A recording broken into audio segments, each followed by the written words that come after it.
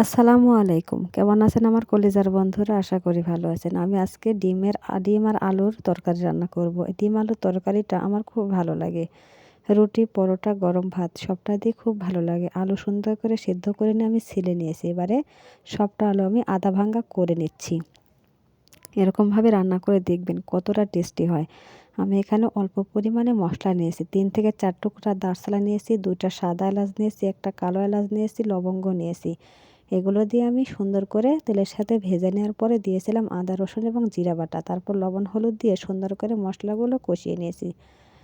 কষানোর পরে দিয়ে দিলাম সেই আলু, যেগুলো আমি ভেঙে রেখে দিয়েছিলাম। এবারে সুন্দর করে কষিয়ে নিতে হবে।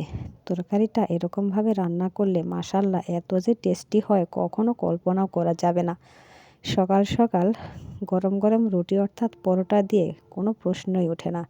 এই যে দেখেন আমি অল্প পরিমাণে পানি দিয়ে সুন্দর করে কষিয়ে নিচ্ছি।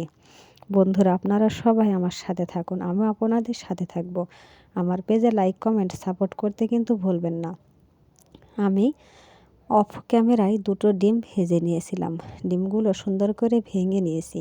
এবারে তরকারি কষানোর পরে ঝোল দিয়েছিলাম। বলক আসার পরে আমি ডিমগুলো দিয়ে দিয়েছি। এই যে দেখেন কালার মাশাআল্লাহ এত সুন্দর হয়েছে। খেতে যে এত টেস্টি হয়েছিল, আমি গরম ভাত দিয়ে খেয়েছি। আমার হাজব্যান্ড এটা খুব পছন্দ করে। আপনারা সবাই পাশে থাকবেন।